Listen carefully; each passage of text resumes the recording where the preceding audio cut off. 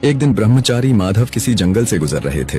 तभी अचानक उनकी नजर एक शेर पर पड़ी जो मोटी रस्सियों से बंधा हुआ था। शेर की आंखों में बेबसी थी। जैसे ही माधव पास पहुंचे, शेर धीमे स्वर में बोला, हे ब्रह्मचारी, कृपया मुझे आजाद कर दो। मैंने कई दिनों से कुछ खाया नहीं है। मैं वचन देता हूँ तुम्हारा ये उपकार कभी नहीं भूलूंगा।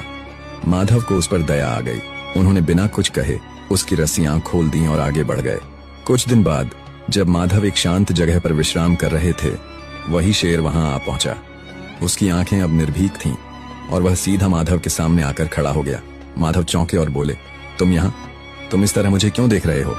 शेर बोला, मेरी प्रकृति है शिकार करना और इस समय तुम सबसे आसान शिकार हो। माधव ने आश्चर्य से कहा, मैंने तुम्हें मुक्त किया, जीवन दिया और अब तुम मुझे ही खाना चाहते हो?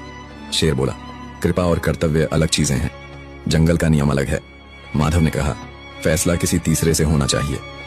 थोड़ी दूर जाने पर उन्हें एक तोता मिला जो एक पेड़ की डाल पर बैठा था। उन्होंने पूरी बात तोते को सुनाई। तोता बोला, मनुष्य पूरी उम्र हमें पिंजरे में बंद रखता है, दाने पानी के नाम पर हमारी आजादी छीन लेता है।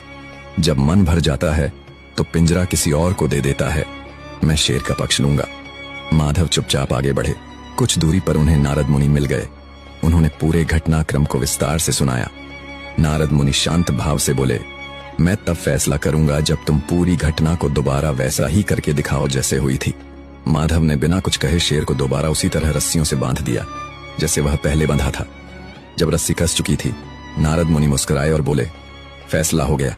नेकी हर जगह नहीं करनी चाहिए। जो आजाद होकर काटने लगे उसे फिर से बांध देना ही बुद्धिमानी है। दया करो, पर पहचान के साथ, क्योंकि हर जरूरतमंद भरोसेमंद नहीं होता।